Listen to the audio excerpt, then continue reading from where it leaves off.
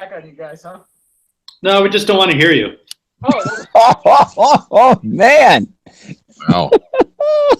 Double podcast. You guys thought I was harsh. Wait a minute. If I take my clothes off right now, nobody will know, right? Because this is totally audio. Well, then you're covered in hair. Okay. Just look like it's like Homer doing Chewbacca. I know, man. I don't do impersonations. Oh. Have you ever seen the videos where they take the John Williams music out of the Star Wars scenes? I've heard where they put like other music in. No. This is different. This is the same guys that used to take the scenes from the Dark Knight and Dark Knight Rises movies. Okay. And they would change what Bane said, so it was funny. Okay. The same guys have these videos called Star Wars minus Williams. Okay. And at some point, you have to go watch the one where it's the throne room scene at the end of the first movie, where Luke and Han are getting medals. Okay. And it's hilarious. They start with this like big fanfare type music. It's not the same music. They start with it, and then the moment they start walking down the middle aisle in the midst of all the rebel soldiers, complete silence. So all you hear are footsteps. Okay. That's awkward. And whenever Chewbacca growls, it's just some guy going. That's awesome. That's awesome. I'll send you guys a link for that later. I would like that. Alrighty, let's go ahead and, as our illustrious leader at Middle North says, let's fire it up.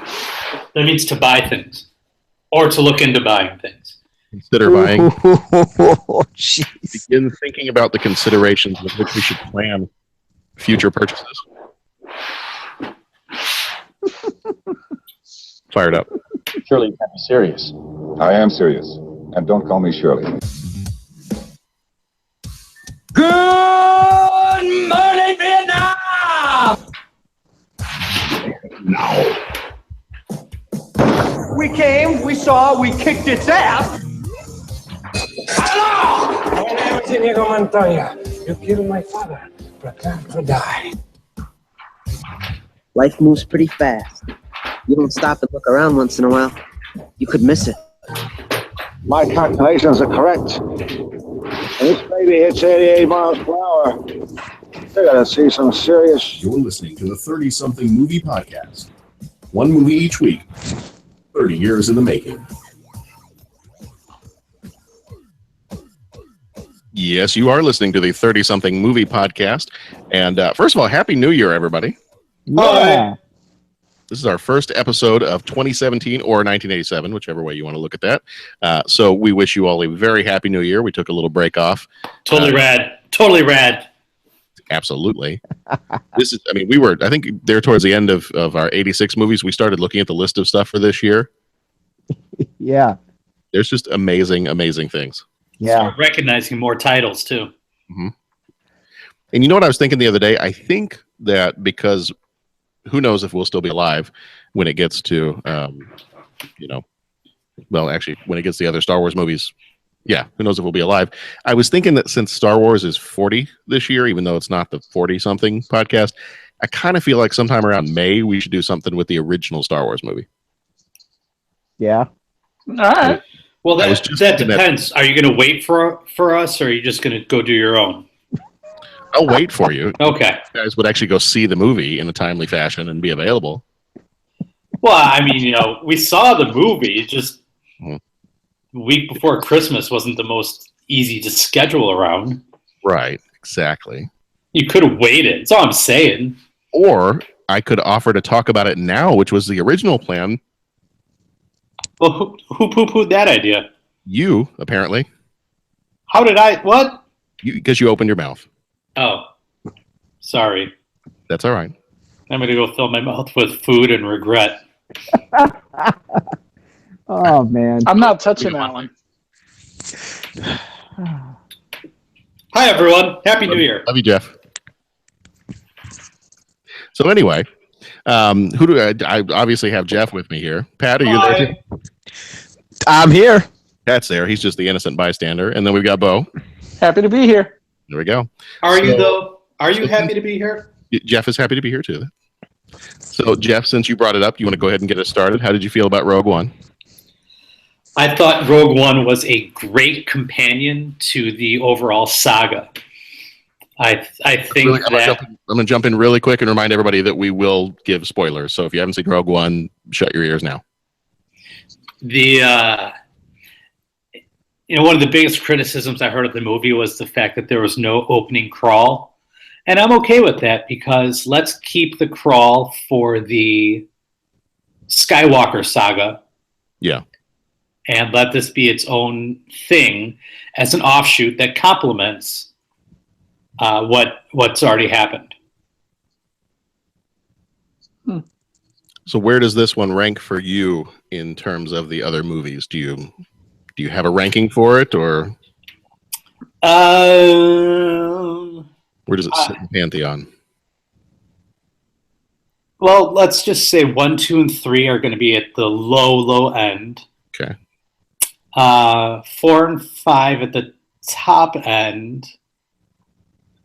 So I think if I was going best to worst, Empire, New Hope, Force Awakens, Jedi, Rogue One, and then a lot of space, and then episodes 1, 2, and 3. Okay. All right. Let me get to Bo first because I know as soon as I ask Pat, the microphones will explode. Sure. Bo, how did you feel about Rogue One? I liked it. I thought it was good. It told a story that we didn't know the details of. I was wondering where the Boffins were, but that's neither here nor there. That's for the next Death Star.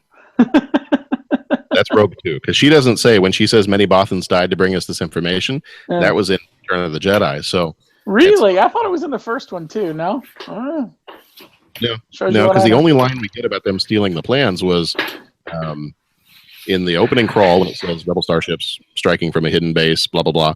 And then Darth Vader says something like, several transmissions were beamed to this ship by Rebel spies. So when she says many Bothans died, that's Return of the Jedi. So I said correct. We could have a Rogue 2 that is episode 5.5. I would still like to see a Bothan because I don't think they've ever shown us one. No, not in the movies. The Timothy Zahn books described them, right? Oh yeah, they went into detail, but those are retcon now. Those are gone. Yeah. That's all. Yeah. That's all fantasy and nonsense at this point. That's part of the original timeline. That's that Ambassador Spock threw off when he came back. Wait, that's the other.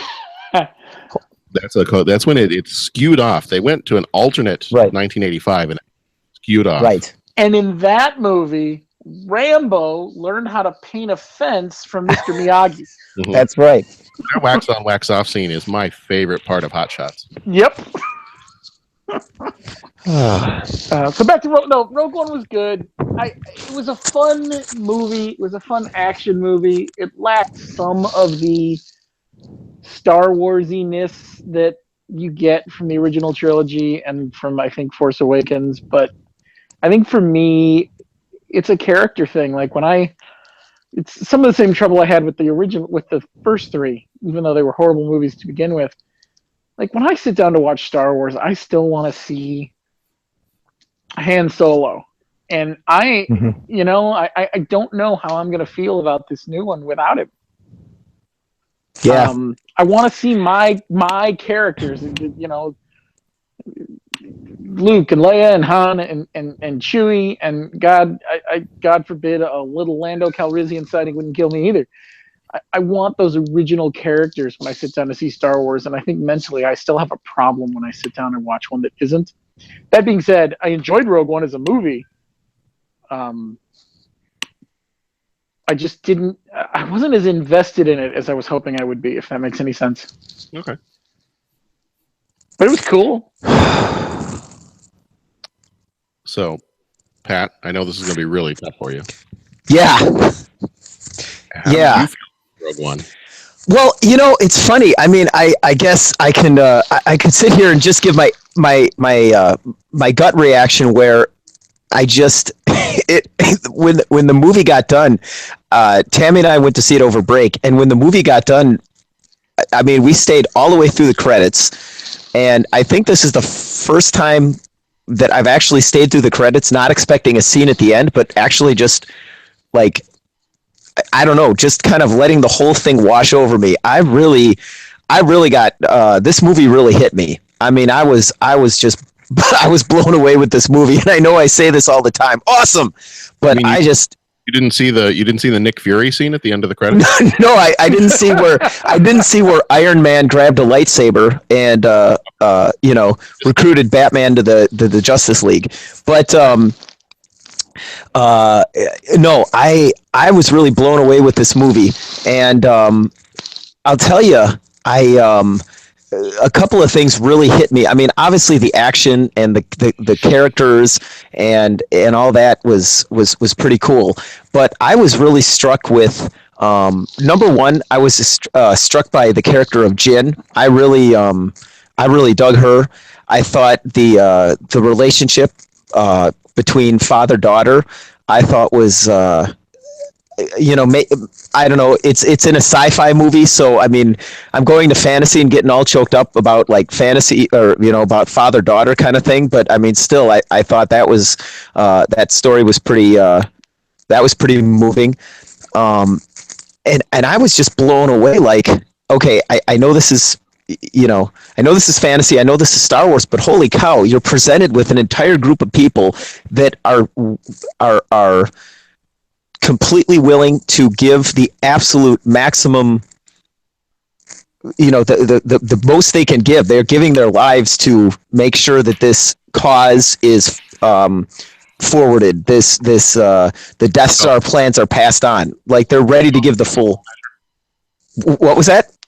Would you call it the last full measure? Yes, isn't that what? Yeah, thank you. I couldn't think of what the phrase is, but I mean, it was, and each character just did that.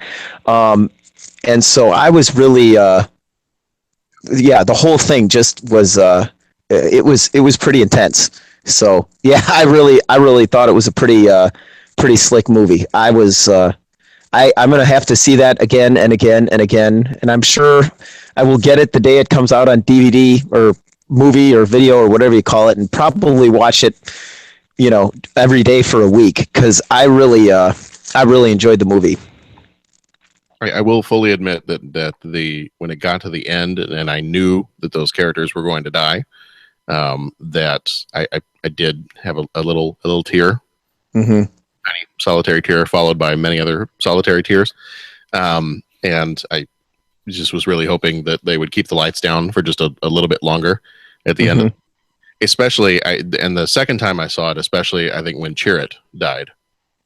Like, I think he's got to be my favorite character of the entire movie. Which then it's funny to me to hear people, Jeff. I think you said the biggest criticism you heard was that there was no crawl, and one of the biggest criticisms I think I heard was that people felt like the characters weren't developed enough.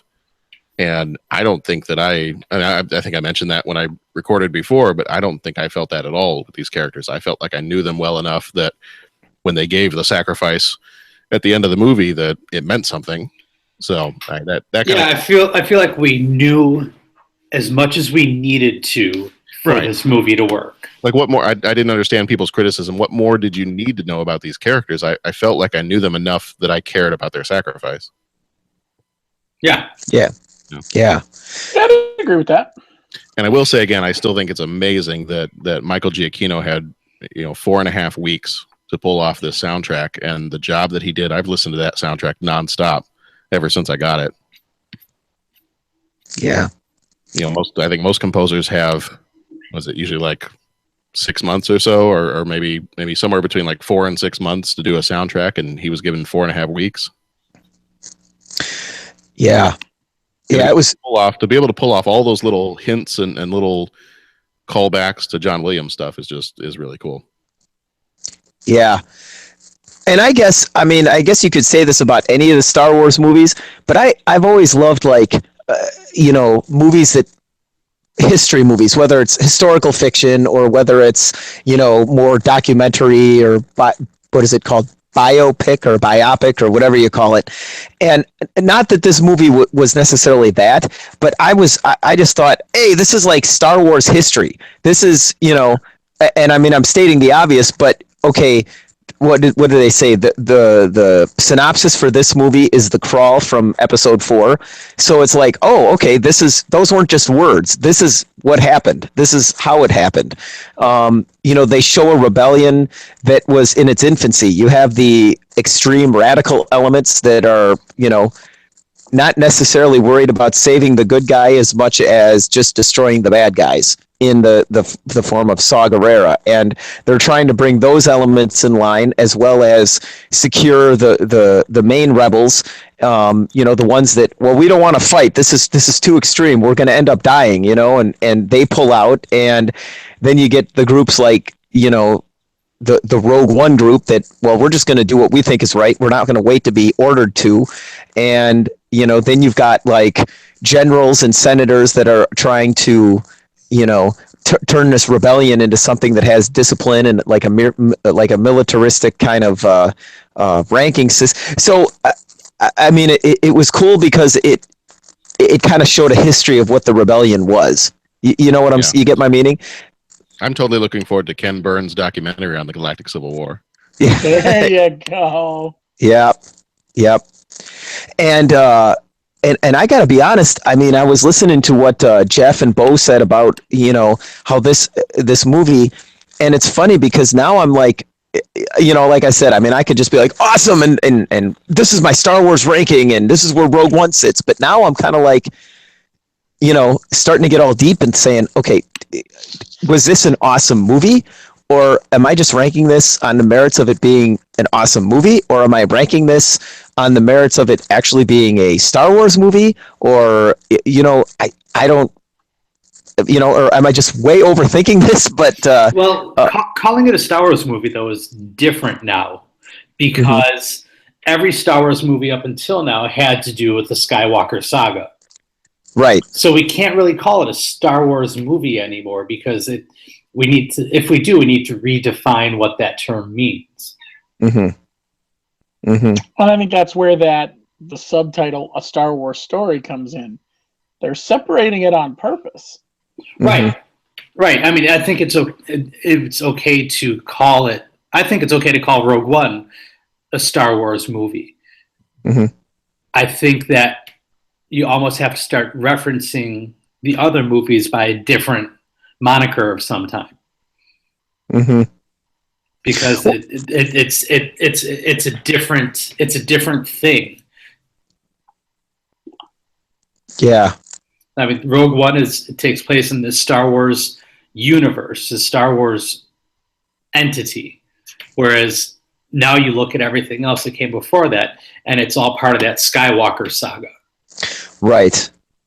The one thing I'd really like to see them do, and I don't remember if I mentioned this in one of the previous shows, is I would really like them now to go backward and do some of like the ancient Jedi stuff. Now that we've seen this Jedi temple on Jeddah and the Jedi temple that's on Octo or whatever that planet's called at the end of Force Awakens, now that we've seen a couple of those things, I would really like, and I used to love those comic books back in the day, the Tales of the Jedi. I would love it and I know they've got the video games like the Knights of the Old Republic, and I would like it now if once they get done with Episode 9, if they go backward and maybe do some old, maybe kind of a little bit of a cross between like a Lord of the Rings and Star Wars, where you go a little bit further back in time. Right, like really start exploring more of this whole universe, and not just from the Skywalker perspective. Yeah. And Jeff, you bring up a really good point, and I'm going to actually kind of take that and kind of piggyback off what Bo said. Is you mentioned like wanting to see more Han Solo, and it's funny because like the original Star Wars, and I think you might even safely say the original trilogy, the Jedi were kind of, that was a part of the world, but it was completely in balance with you've got the the guys that, the Han Solos, the guys that are the hot pilots, and, the guys that get in the laser gun fights, and the Jedi are just a part of that world. Whereas the episode 1, 2, and 3, that became the entire world. And so this one almost kind of seemed to swing against that and say, well, the world was bigger than the Jedi. And so it was, it was just it was cool to see that world opened up, and you get to see that aspect. They showed you that, quote unquote, that part of the Star Wars world. So, well, definitely, I think all the new Star Wars movies are not going anywhere anytime soon. Rogue One, up to this point, I looked today, Rogue One has made $914 million total. Holy shit. Exactly. And I think it just opened in China. So it's still, it hasn't even been out a month yet. And it just opened in China. And it's already hit the 900 million mark. So I think I read somewhere. Does anyone know what they spent? Off the top of your head? I want to say 200 million. Okay. Yeah, I want to say 200 million was the budget. So they're paying the bills, is what you're saying. Oh yeah. Well, which is funny because I remember hearing on the internet, people were saying they were worried about it because they had to go back and do all the reshoots, and then originally the composer, they had the different composer, and then he dropped out, and Michael Giacchino came in at the last minute, and people were worried about it, like, oh, this may be the first Star Wars movie to really flop, and now it's done nearly $1 billion. I don't think it'll hit The Force Awakens. I think Force Awakens eventually did $2 billion. I don't think Rogue One's going to get anywhere near that, but for it to be this standalone story that doesn't feature really any of the major characters from the other movies, good on Disney for getting this one right. Mm-hmm. Yeah. Well, is there anything else you guys want to say about Rogue One?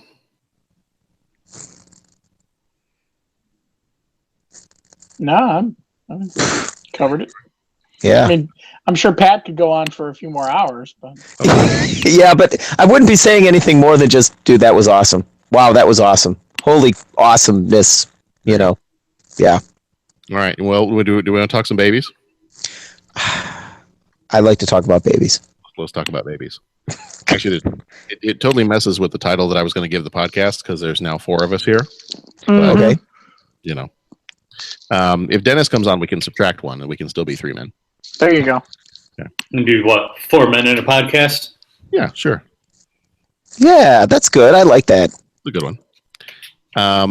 Alrighty. Well, let's go right into. I've already mentioned that we're going to spoil things. So if you have not seen, well, first of all, you've been spoiled horribly for Rogue One.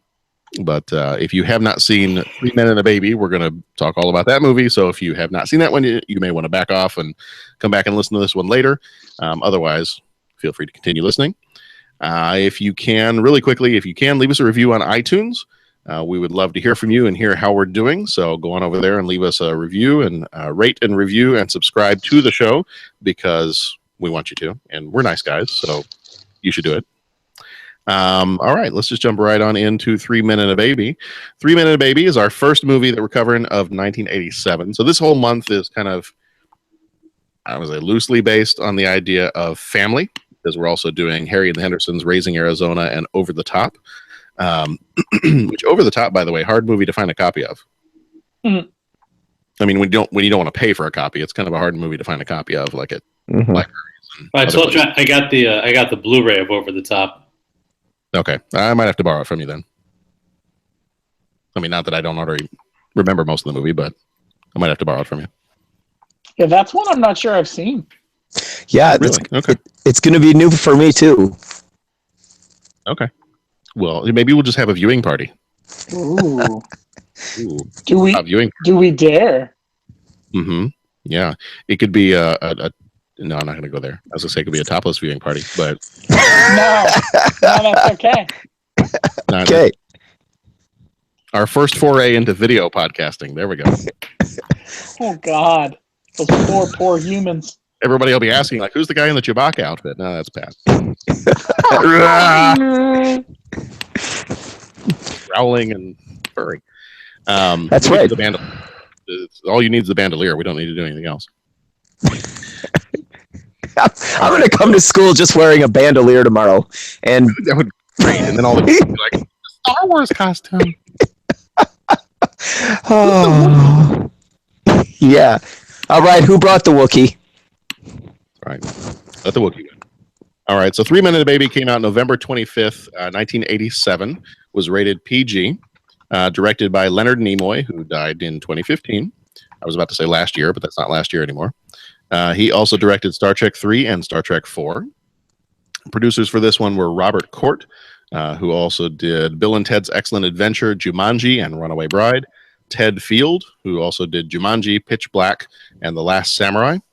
Writers for this one were Colleen Serrault, who did the original Three Men in a Cradle in French, or if I'll practice my French here, Trois hommes et un coffin. Well done. Yeah. Le crayon est sur la table. Oui. No, I'm just going to totally mess that up. I took 7 years of French, but it's been about 10 years since I've spoken any of it, so I don't remember half of it. Your French teachers are disappointed in you. All of them. Okay. Well, if they listen to the podcast and they go rate the show, they can tell me how disappointed they are. Careful. Most of them probably would. They probably would. One still remembers when I jumped out the window. Writers for this one were also James Orr. It's okay. It was a first floor window. It was only like 10 feet up. I remember. You remember that. James Orr and Jim Cruikshank also wrote this one. They also did Mr. Destiny, Sister Act 2, Back in the Habit. Music for this one was by Marvin Hamlish, who died in 2012. Did the music for The Spy Who Loved Me, Lost in Translation, and How to Lose a Guy in 10 Days. That I absolutely made a really awkward typo in my notes here under the music. Uh-huh. I have it written as The Spy Who Loved Men. Well, you know. Sometimes if it's really cold outside. Who knows about old Hollywood anymore anyway, right? A slightly different movie. Yeah. You all thought we were talking about The Dark Knight Rises, but we were actually talking about The Dark Knight Rising. You all thought we were talking about The Spy Who Loved Me, but we were really talking about that. That's right. Mm-hmm. That's right. Budget for this one was $16 million. Box office was $168.8 million. So it did pretty well. It was actually the highest. I didn't realize this. It was the highest grossing in 1987. Yeah, that's amazing. Like, I guess of all the other movies that came out that year, yeah. I'm surprised. I mean, this one was the highest. I guess star power. I mean, you did have Tom Selleck. Yeah, I guess so. You probably already said this, so I should probably just be looking in the notes instead of asking this.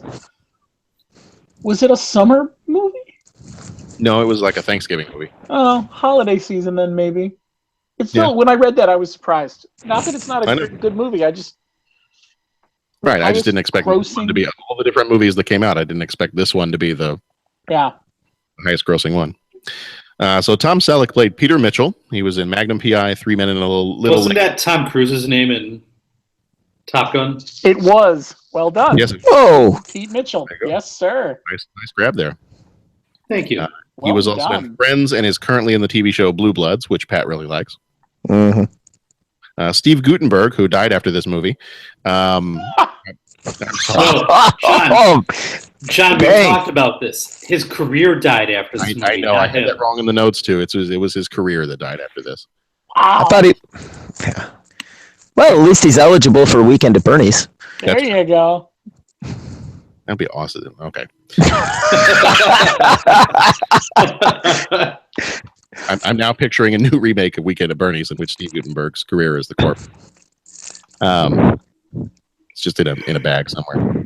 Steve Guttenberg played Michael Kellum. He was in Short Circuit, Cocoon, and the Police Academy movies.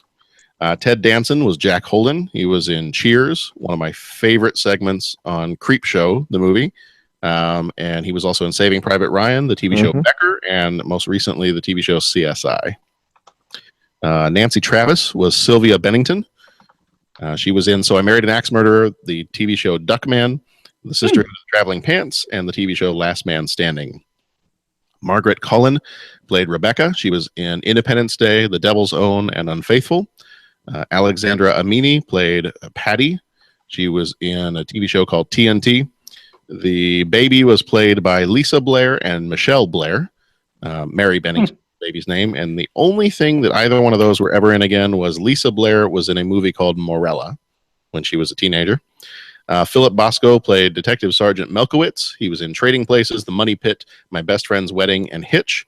And Celeste Holm, who died in 2012, played Jack's mother.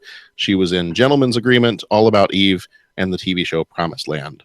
Rotten Tomatoes critics gave this one a 74%. Audience gave it a 47%. What? Yeah, I didn't get that. I was a little surprised. Highest grossing movie of 1987, but the audience gives it a 47%. Unless that's a contemporary audience, like going on the... I bet it's a contemporary audience. Because I don't know. I mean, we watched it the other day, and I don't have a problem with how this movie ages, but I'm wondering if people who didn't watch it originally in the 80s... I'd love to know what people said, because that surprised me too. Yeah. Maybe we'll go try to pull some of those up and see what people said. But yeah, I thought, and usually the audience is at least a little bit closer or higher than the critics, but this one was one of those where it's way different. On Rotten Tomatoes, but again, when you look at it, that the amount of money that it made, and it was the highest grossing movie of the time. Right. Well, and Cinema Score, so people leaving the theater when they're polled, they gave it an A-. So I'm getting a feeling that that's more of maybe a contemporary audience that watched it for the first time outside the 80s. Mm-hmm. And maybe didn't enjoy it as much. That's my guess. Siskel gave it a thumbs up. Ebert gave it 3 stars and said that it begins with too many characters and too much plot. 15 minutes into the film, I was growing restless. It spends a lot of time describing the lifestyles of 3 bachelors who share a luxury apartment and play host to a never-ending stream of girlfriends. We meet too many of the girlfriends and too many of their friends. And then it's the morning after Selleck's big birthday bash, and on the doorstep outside their apartment in a bassinet containing a little baby named Mary. From that point on, the movie finds its rhythm and it works. So didn't like it up to that point, but then after the baby shows up, then he likes it. Awards for this one, there were not a ton of awards. It won an ASCAP Film and Television Music Award. Marvin Hamlish won. It won the People's Choice Award for Favorite Comedy Motion Picture, and it was nominated for Young Artist Award.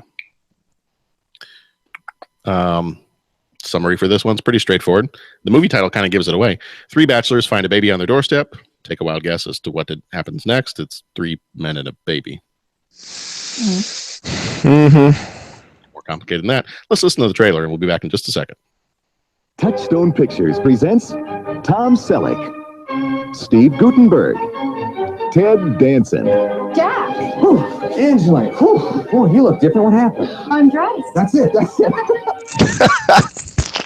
Men hoping to meet some incredibly perfect women. So many women in so little time. Now, at last, they're about to find that one girl who will sweep them off their feet. That's a baby. It's a baby. Of course it's a baby. It's your baby. No, it's not my baby. It's Jack's baby. The child doesn't look anything like me. I have more hair. I want to see the way you 3 big guys handle this one. I had to go to 3 different places, buy 4 different kinds of formula, 2 different kinds of diapers, bottles, towels, nipple. You do realize you did a doodle. Doodle, doodle, yes, doodle. You haven't been able to work or to sleep. And there's been all over this place for days. I build 50-story skyscrapers. I assemble cities of the future. I can certainly put together a diaper. Will somebody please tell me what the hell is going on around here? Figure it out for yourself. Are they always this strange? Yes, since they got involved with another woman. Touchstone Pictures presents 3 normally intelligent men and 1 little girl. So, what do you want to do? They're about to discover the only thing worse than raising her Oh, no, please, not on the silk sheets. is losing her. We should be her family. And let me tell you, the first time you get to work, Daddy, I don't care who you are. Your heart just melts. Can you drive a little faster, please? Touchstone Pictures presents a comedy about 3 dedicated bachelors and the one woman in the world they couldn't live without. Good night, sweetheart. Well, it's time to go. Do, do, do. I hate to leave you, but I really must say, good night, sweetheart. Good night. 3 men and a baby. I think she did a doodle. Your turn to change her. I'll give you $1,000 if you'll do it.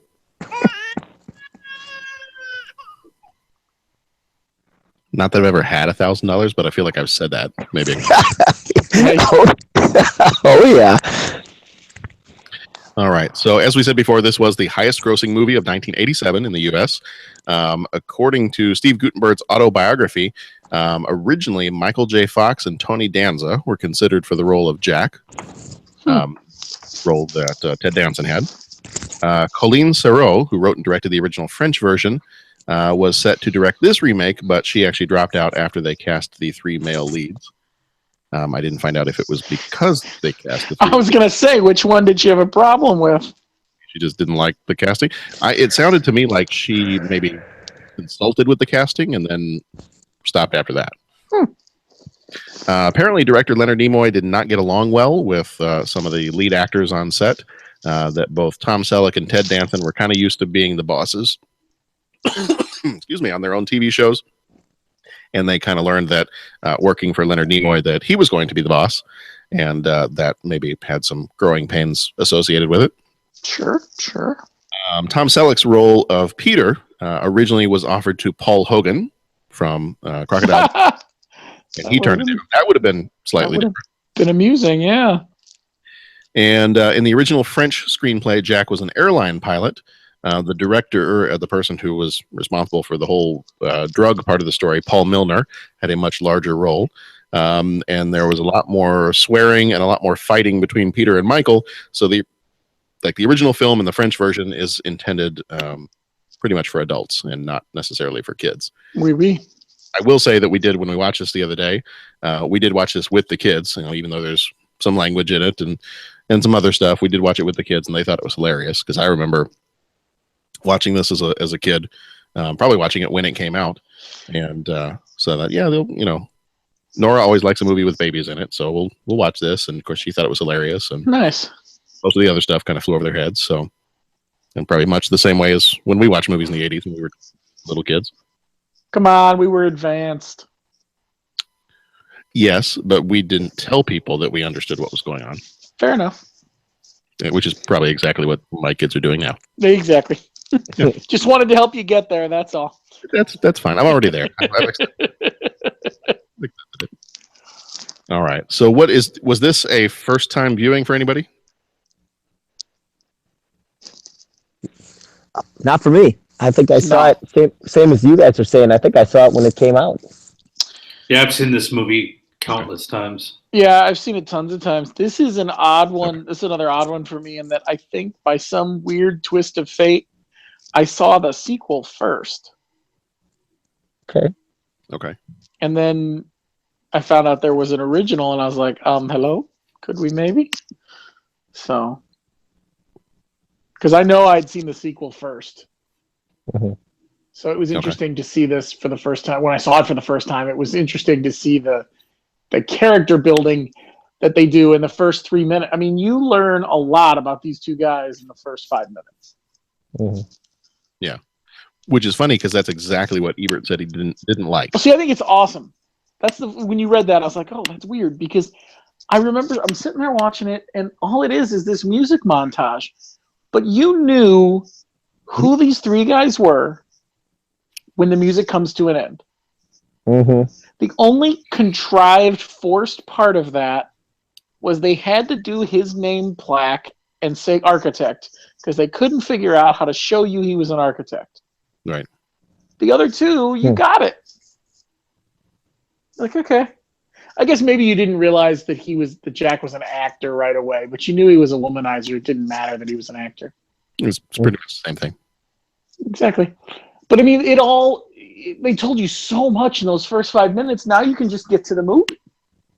Think about if they don't do that well. If you have to do that in the movie, either the movie's 20 minutes longer, right, or God forbid, there's 20 minutes less story later. Yeah. I was actually kind of impressed. I'm watching it going, huh. Then you got to add in the whole origin story. Then it becomes an origin story movie, and you got to find out how they got the apartment and how they got their jobs. And so I was flipping through the Rotten Tomatoes stuff just now, and some of the critics were like, "Wow, why are these three successful men living together in an apartment?" and blah blah blah. And I'm like, well, because it's expensive to live in New York, and with three guys, You can get a really big. I mean, I don't get the sense this is a small place. Right. I mean, it feels like a penthouse somewhere, right? Mm-hmm. Yeah, and you're right. And what you're saying, I mean, this is a pretty awesome montage at the beginning because, like you said, it did. It wasn't just like a hey, let's just fill in the gaps and It wasn't just a credit roll or anything. I mean, it was really that was very cool. So what do you remember from the first time? Do you remember much from the first time seeing this, or if you've seen this over and over and over again? Like, what are some of the reasons that you watch this over and over and over again? So, Jeff, you said that this is one that you've seen countless times. Yeah. Why do you keep coming back to it? I think because there isn't anything about this movie that I dislike, and I know I can put this movie on and just I can enjoy watching it. Is it the best movie ever made? No, it's not. But for what it is, it's a lot of fun. And it's okay to laugh at a lot of the choices and fumbles that these guys have as they're trying to figure out what to do with this baby that they are now in charge of. And it's just, I don't know, it's lighthearted. It doesn't take itself too seriously. It's a good time. Yeah. Yeah. Now, Pat, now having children, did this change watching the movie for you? Yeah, I mean, I hate to play this card, but yeah, I watched it again, and I mean, when I saw it as a kid, I laughed at all the funny stuff. You know, obviously opening up the diaper, and the diaper falling off, and all that kind of thing. But yeah, now having a kid, I thought they did a really good job of, kind of putting the thing out there that just about every parent goes through. And they put it out there in a comic way, but it wasn't like completely overblown or overdone or over the top. I mean, I remember going to the store and, Tammy, I'm going to go shopping. You just tell me what to pick up. Oh, just, pick up this, that, the other thing. And I go out and it's just like, okay, there's 600 billion different diapers. Which ones do I need? And then I think I got the ones that were like way too big. And it was just like, oh, shoot. Okay. And then, like the food. All right, well, do I want this food or that food? Oh, they're allergic to this? Oh, okay. Well, and then, yeah, I really, that stuff as a father. That was the scene that as a kid or watching this previously, that scene to me was really not all that funny when he goes to the grocery store. Right. And this time around, when he goes to the store, and I hadn't remembered much of the scene, but and the minute he gets to the aisle and he's at the far end of the aisle, yeah, I said out loud, "You got to be kidding me!" And I think that was his next line: "You got to be kidding me." That scene was shot just so well because you had a great reveal of that entire overwhelming sense of what world is this that I've never had to look at before that now I need to try to figure out, and I've got 10 seconds to do that. And I love his whole, that whole scene to me, that became one of the more funny scenes in the movie as he goes in there and he's like, was this the right kind of food? No, that's for a toddler. What's a toddler? Yeah, that's right. That's right. How old is your baby? And he holds up his hands. This old. Yes. You know how old your baby is? Yes, I know how old my baby is. Yes, that's it. That's it. Oh, man. The funny thing, too, was watching this with the kids. Of course, Nora, she's 6, and she's watching this, and she's like, why do these guys not know how to take care of a baby? There was the first part when they first get the baby, and she won't stop crying. And Sharon and I are just sitting there, and Nora keeps going, duh, pick the baby up. Just pick the baby. She just wants to be picked up. Just pick her up. Did you tell Nora that it's just not funny if they knew what to do? Well, right. I said, yeah, wouldn't the movie be a little bit shorter and not quite as funny if they knew it? And she's like, well, yeah, I know, but I just wanted to talk to the TV. Yeah. Yeah. Well, and I got to say, and I'm sure there is a long list of people that are much better parents than I am, but my gosh, there are times, and there were times when it's just like, okay, I just don't know what you want. I'm just not sure. I'm picking you up. I'm putting you down. I'm doing this. I'm doing that. And you're just doing all these things to just try and calm the thing down. Well, you just And want a little help. You're like, give me something for the effort here. And yeah, yeah. Oh man. Oh man. And I guess that's one of the differences between the French version and like I said, I tried to track. Well, yeah, there's a lot more French accents in the French version, and although which I thought was kind of a funny callback when he's giving her the bottle, when Ted Danson's giving her the bottle, and he's doing the whole French waiter thing. Yep. Mm-hmm. Mm-hmm. But so I wonder if in the original French movie did they do that? They did an English waiter. Yep. Yeah, so he goes to give her the bottle, and he's just like, "You want fries with that?" That's it, man. But I guess in the original French movie, they have much less of a connection. What I was able to find about it, I was able to find the trailer for it, and I was able to read up a little bit on it. And I guess it's a more adult movie. It's still comedy. It's still funny, but in kind of the French comedy way that maybe is a little bit darker too. That there's a little bit less of a, I don't say there's a little bit less of a connection with the baby, but I mean, they do go through, I guess, a little bit more in depth on how this baby is changing their lives. But like in the French version, when Jack calls his mother, or Jacques, I guess in the French one, when he calls his mother to come help, in the French version, it's more of a, I'm just going to hand you this baby and you go take it, and I don't ever want to see this baby again.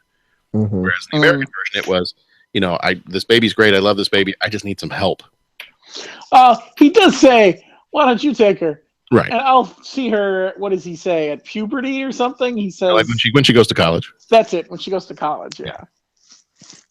Yeah. But I guess the French version of it, there's a little bit less of a, I don't know if there's a little bit less of a relationship that's built between the dads and the baby. I would still be curious to go see it. I want to try to find it at some point and see how different it is. Some of the things I was able to find, like from the trailer of the French one, it's scene for scene exactly the same, like changing the baby's diaper on the couch. Mm-hmm. And some of that other stuff, it's scene for scene where he's running down the stairs with a package of drugs and he trips and falls and it all flies out. Some of those things are just taken directly from the French version, which just came out, I think, a couple years before this. I think it was 85 that one came out. But yeah, I remember watching this as a kid, and I remember watching this several times. The sequel, I want to say I've only seen once or twice. Might have seen it when it came out in theaters, just because we watched this one a lot growing up. Mm-hmm. I don't remember the sequel as much, and I think there's a couple of things from the sequel that I thought I had blended them into this movie. The sequel, having seen both movies and seen the sequel is actually borderline ridiculous. It's almost slapstick in some of the stuff that happens. Yeah. Mm-hmm. This is a better movie, without a doubt. Because it had been a while since I'd seen this one, so I think I blended in my mind some of the stuff from Little Lady and this one, like the Tom Selleck's character offering to marry Sylvia. Oh yeah, that's he's fallen in love with her, and for some reason I kept thinking, okay, at the end of this movie, that's how he's going to get her to stay. Although, if you think about it, he is the one who says she should stay and move in, and so they lay the groundwork for that for sure. Right. Yeah, I just had I had in my mind that was something towards the end of this movie, but then as the movie was going on, I was like, they're going to need a whole other hour if they're going to there's a love story here. Right. I really and I thought the way they showed the relationship between the three dads and the girl, or the baby, I found that really touching. I didn't find that overly cheesy.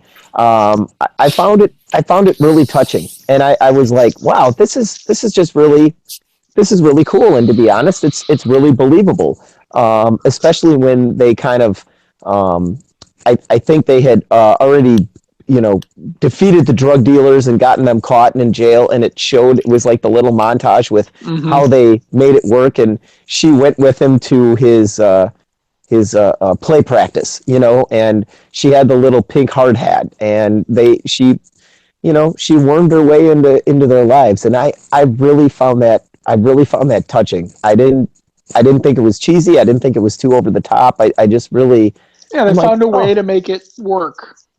Yeah, and But even more so that they were okay with how they were making it work. yeah, Right.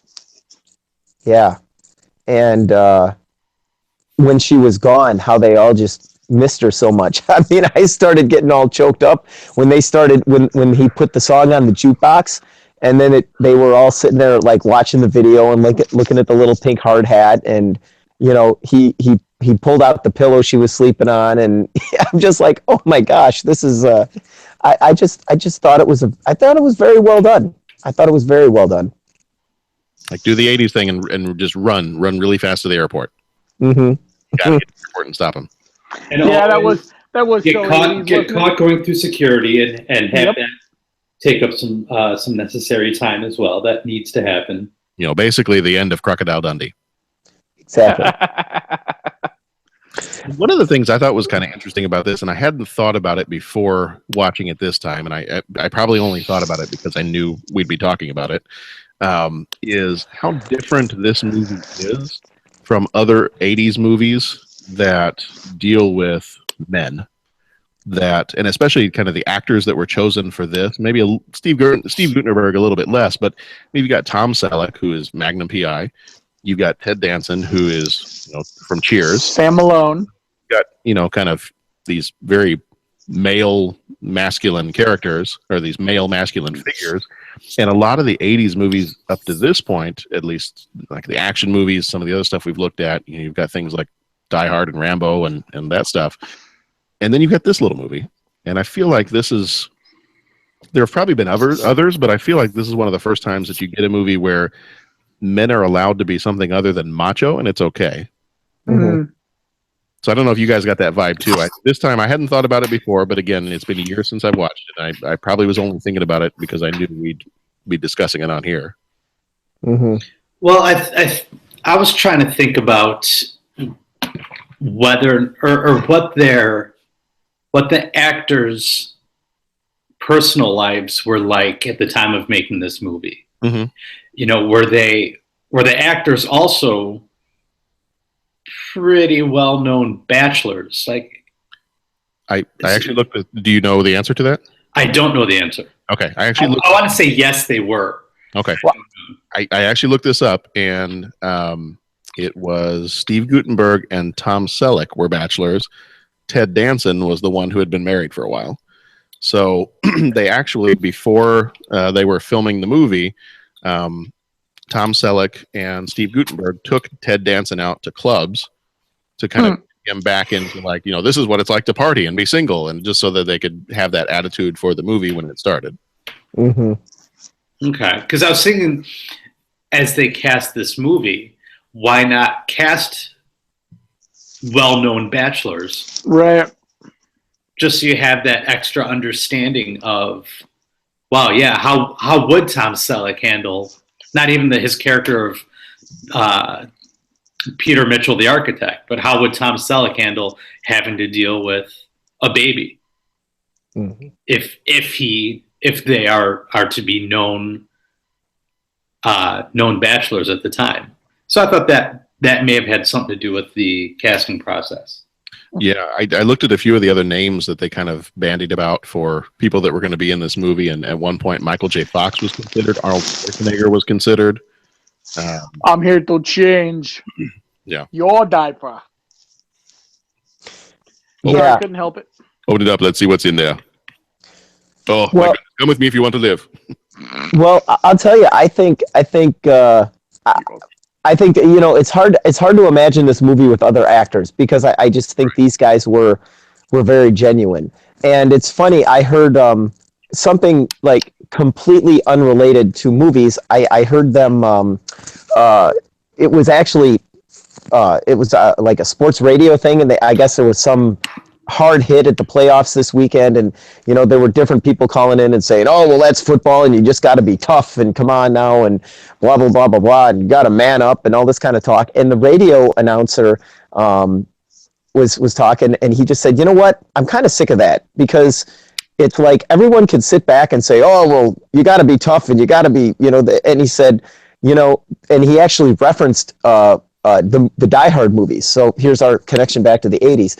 And he says, it's not like Bruce Willis in Die Hard, where he steps on shattered glass but he's still okay and can go fight bad guys, or he gets shot up and he can still fight bad guys. In the real world, when you get hurt, it hurts. And it's only a very few people can get pounded up and what I thought was cool about these three guys is they almost represented kind of like a little bit more of a real world person, in that, okay, yeah, they were manly guys, they were bachelors, but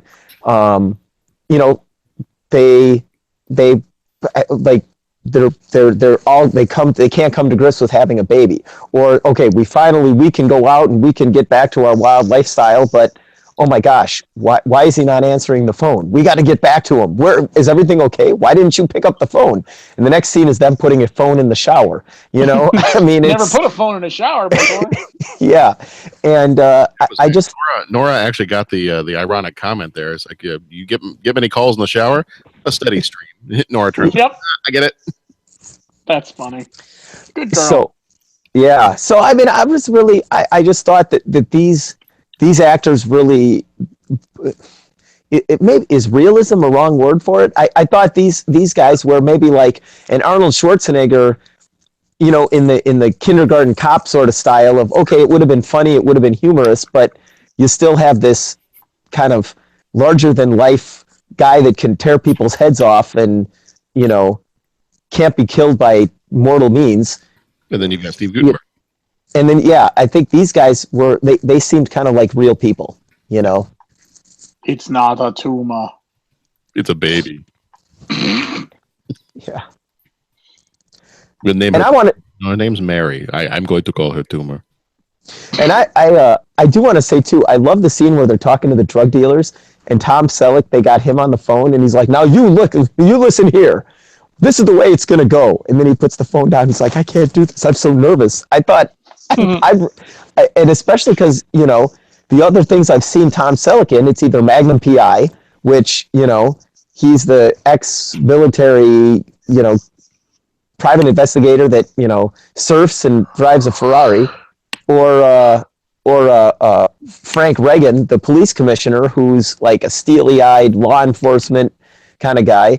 And so it was just like, man, it was. I thought these guys did a good job. Really. Well, and that's one of the other. It's funny because that's one of the other criticisms about this movie you read about a lot is the drug plot line. Yeah. The plot. Does it even need to be there? It's not there in the French version. And so you wonder, like, was it even necessary? I think it was funny because you have that whole thing with Detective Sergeant, what's his name, and the baby stuff, and that's funny. What I've read about it is they added it in because there was so many, because it's not in the French version. In the French version, I think he just drops off the drugs and that's it. And the drug dealers go away. The drug sort of disappears, yeah.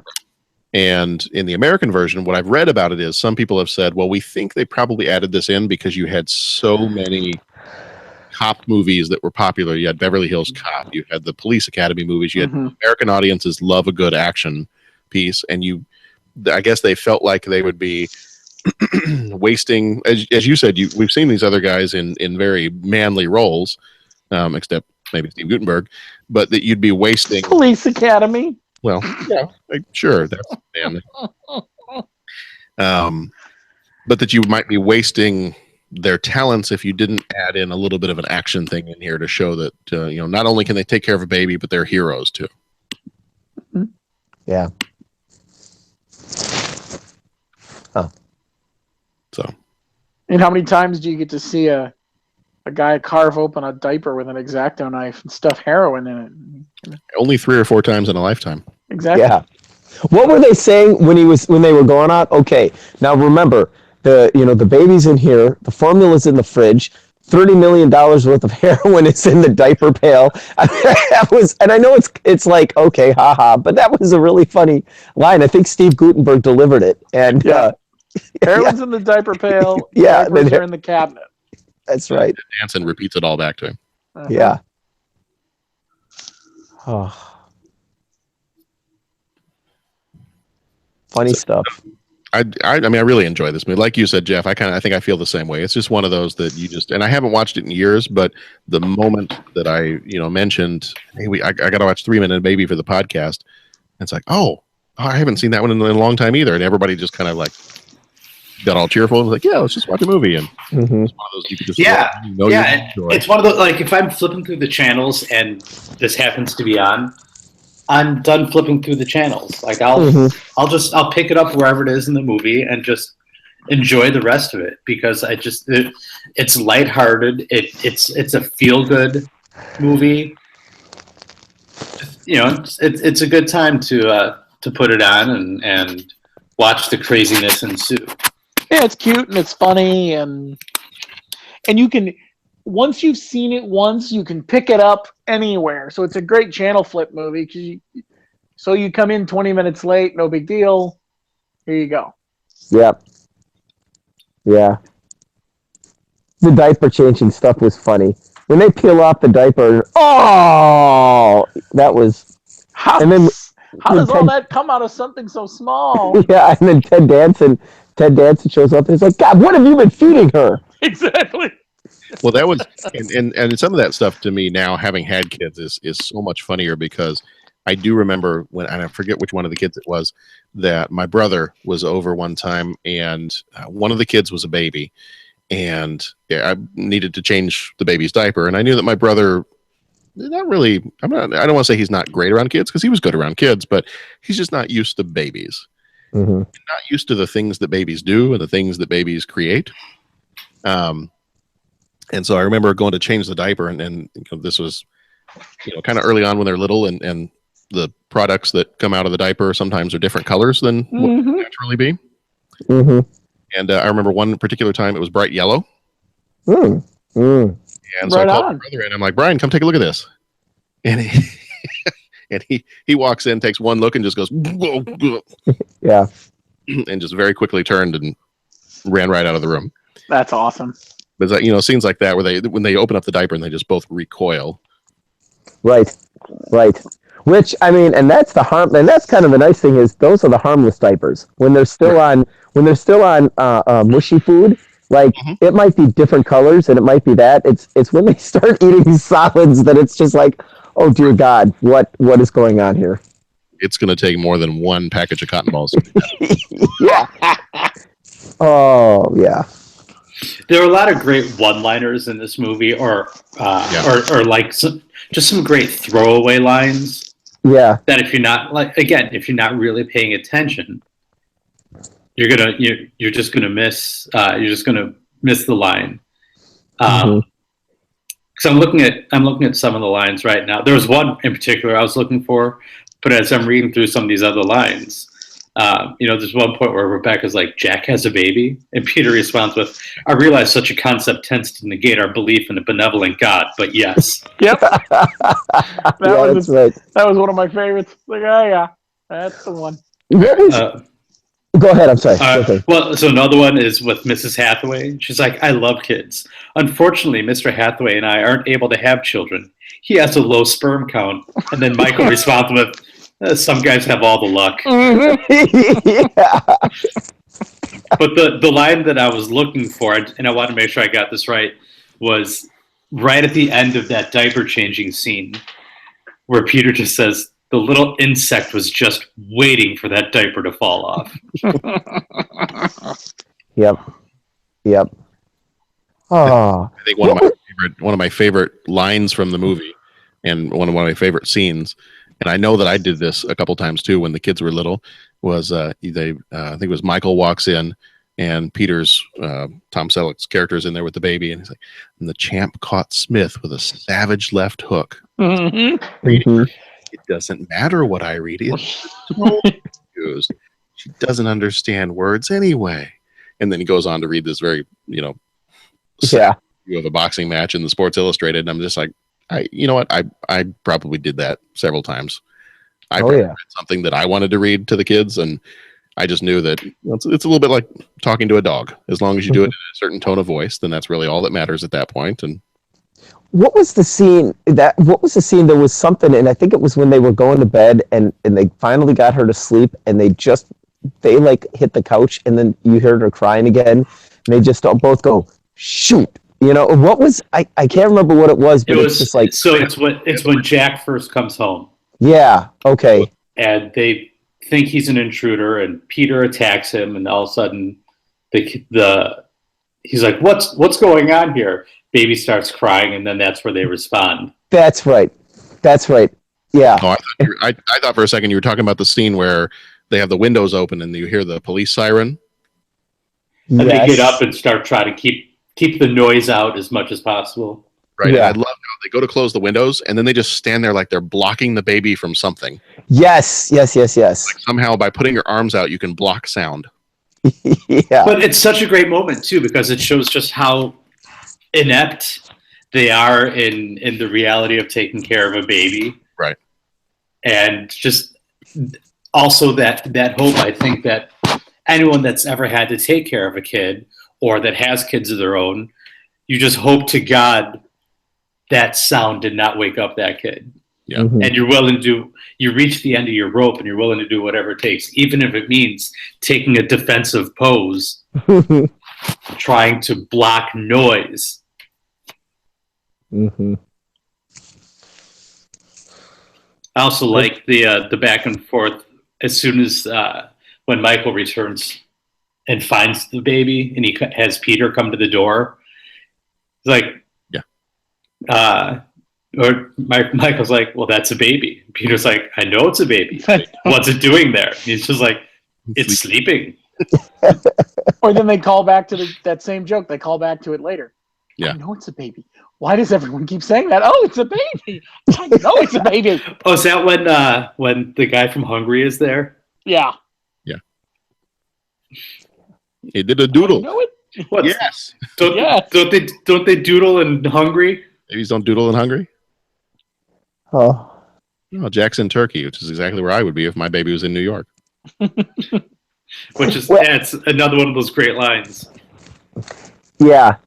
When I love this is away from the baby, but I love when he calls and the cop can hear the phone call, and he's just like, "Yeah, there's so much stuff here. Yeah, I'm gonna just get a whole bunch of it and send it back." And smuggle it in. Yeah, yeah, and he's just like, "Yeah, that's great. Okay, goodbye." And that was funny. I did like when Jack gets home and they like hand her off. They're like, okay, she's yours. So now you take care of her. And he starts asking, like trying to ask questions like what I'm supposed to do. He's like, no, now it's your turn. He's like, okay, I'm an actor. I can do a father. Shouldn't be that hard. I was like, good night, Jack. And he's like, wait. And she starts to cry. He's like, what's wrong with her? Good night, Jack. And they just totally leave. They're playing pool. Mm-hmm. Do you think we should help him? Give him another half hour. Yeah. I really, this. I mean, it was a heartwarming story, and they hit on so many different little idiosyncrasies of being a parent and figuring a kid out, and or watching a kid if you're not a parent, like taking care of babies. I really think the three male lead actors are not just males, but I really think that the three lead actors, I think they brought this thing to life. I mean, they really they made it happen. They made these stories cute and heartwarming, and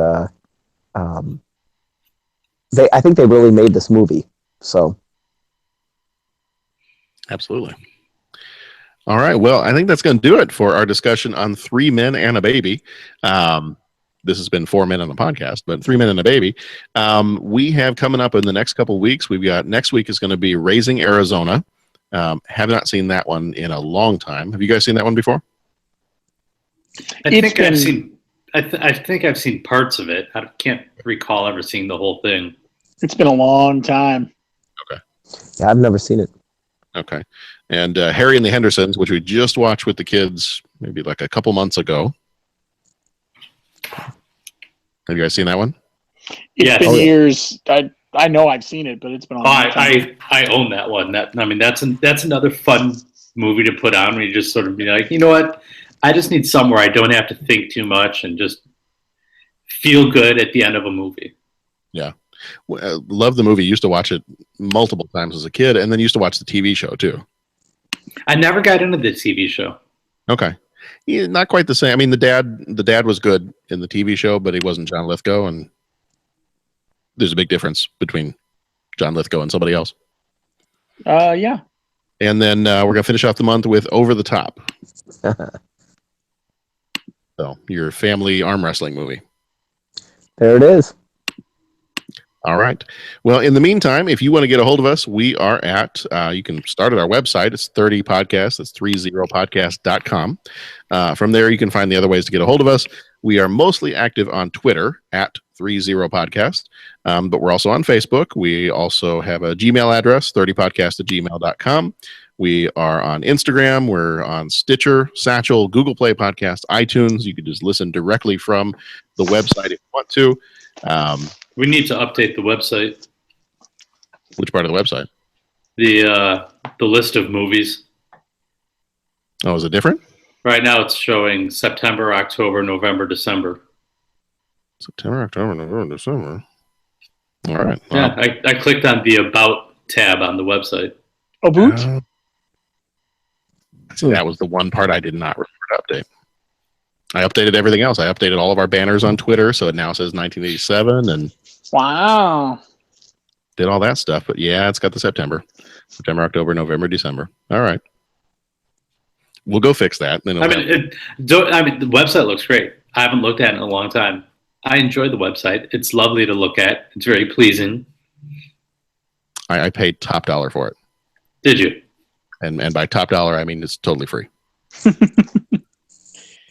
It may not be the top dollar, but it's the best dollar. It's one of the dollars. It was under $1. There you go. Free. All right. Well, then, until next time, thank you, Bo. Thank you, John. Thank you, Pat. Thanks, man. Thank you, Jeff. It's been a slice. And thank you to all of our listeners. So if you want to take a look at the movies ahead of time before our next show, again, next week, Raising Arizona. Weeks, Harry and the Hendersons, and then finishing it off with Over the Top. Want to even get ahead for February, we've got Overboard, Moonstruck, Summer School, Roxanne, and the Lego Batman movie. Summer School. Love that movie. I have never seen that one. So that'll be a brand new one for me. Actually, Overboard and Summer School. Is Summer School, is that Mark Harmon? Yep. Oh, yeah. And, John, you've never seen Summer School? Kirstie Alley's in that too, right? Uh-huh. Yeah, I know what movie you're talking about. You've never seen Summer School? It's so bad. It's so bad. It's good. John, okay. That's one of you those. are in for a thing, man. Okay. Oh, it is so fun. All right. Well, now I'm excited for February. Cool. All right. Well, in the meantime, go watch some good movies. And if you have to change a baby's diaper, there's the little tabs. Just use those. Yes. And that's our word of wisdom for the day. There you go. I like it. All right. Okay, everybody take care. We will see you next time. Bye. Bye. And we're clear. Awesome. All right. So, hey, Brooke, did you guys get my text about that Spock documentary on Netflix? Yeah. And I actually started watching the CNN 80s one, but I haven't started watching the Spock one yet. Okay, yeah. Well, actually, both the CNN 80s one and the Spock one. They're both really different. You know, like just different filmmakers and everything like that. But I mean, those are really, really good. Well, and I meant to watch the 80s one when it originally came on last year, I think it was, and I totally missed all of them. So I'm glad that Netflix put them up. Yeah, and I guess there's a 70s one as well. Oh, did they do one? Or are they doing one, or did they already do it? It's there on Netflix. It's like, if you like this, you might also like the 70s. Okay. Take a look. Nice. So, you guys enjoying Man in the High Castle, John? Oh man, we already finished it. Okay, both seasons? Mm-hmm. Yeah. Dang. And I read the book. Oh, okay. There you go. And I don't know. I didn't like the book as much as the TV show. Okay. Well, yeah, the book was written a while ago, and it's a great story, but they definitely took it or sometimes you take a book and the video version of it does less work on characters. I feel like in this case, it's the reverse. I feel like they fleshed out a lot more Yeah, this is definitely one of those times where the book is a lot more limited in scope, it seems like. Because was it even a full? It wasn't even a full novel or anything, right? It's just technically a short story, isn't it? Yeah, it's about 220 pages. Yeah. So maybe it was a pretty quick read. I think I finished it in a couple of days. So yeah. But yeah, it wasn't as interesting to me, and the characters weren't as interesting to me in the book as they are in the TV show. Mm-hmm. And I started the book after we finished watching the first season, so I don't know if maybe that left me a little biased, but I like some of the stuff in the book was cool that's not in the TV show, like them colonizing other planets and stuff like that. But yeah, I don't know. There were just certain characters. The fact that Obergruppenführer Smith was missing. Mm-hmm.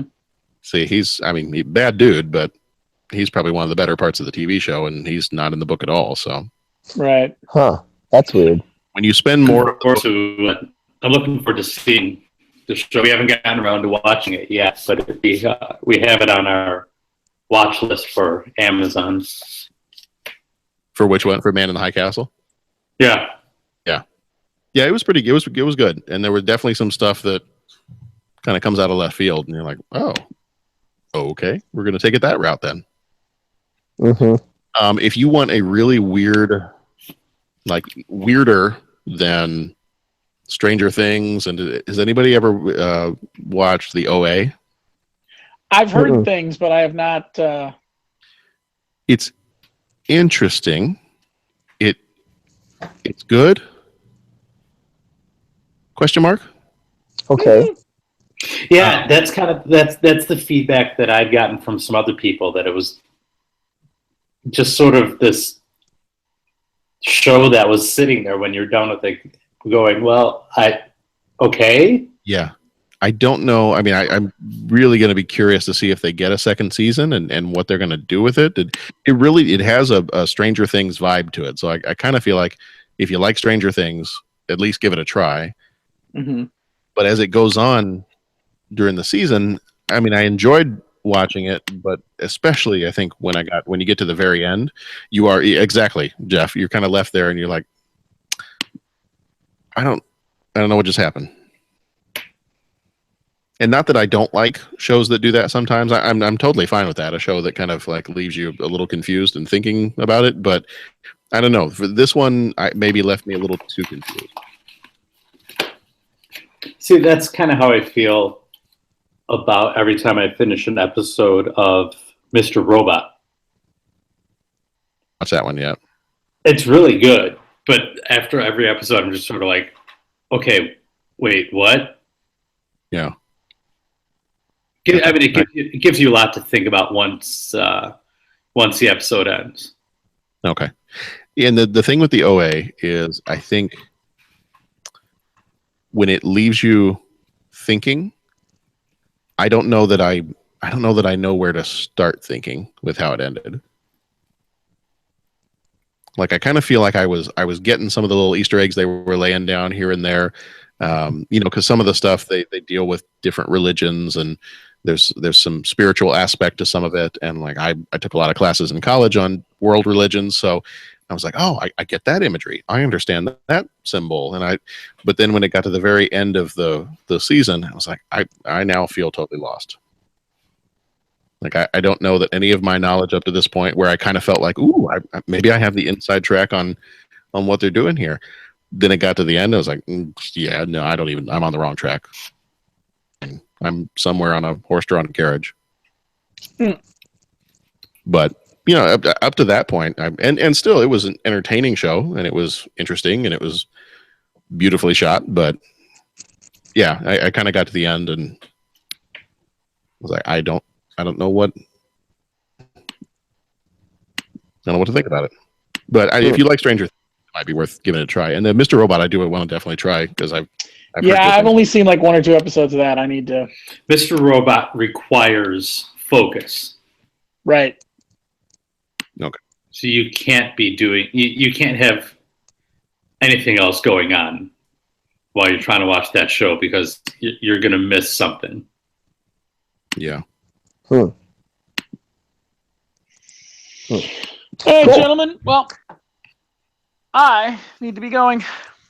All right. I have to get up early and become a pincushion tomorrow morning. So Well, that sounds like fun.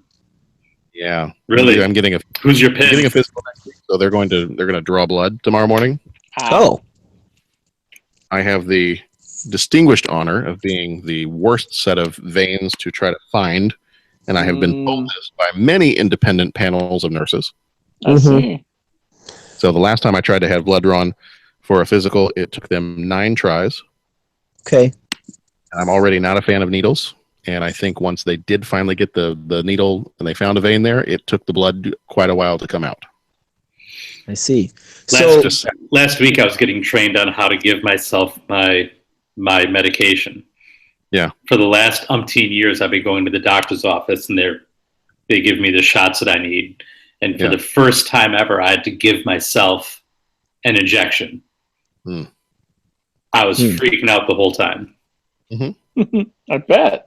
I'm freaking out to listen to it. I'm not a fan of needles at all. So the fact that they made me do this, I was like, oh God, this is awful. So you have to do it? The doctor won't do it anymore? Yeah, they changed the way that the prescription is done. So, oh man, stupid Obama. It's now going to be. Thanks, Obama. Thanks, Obama.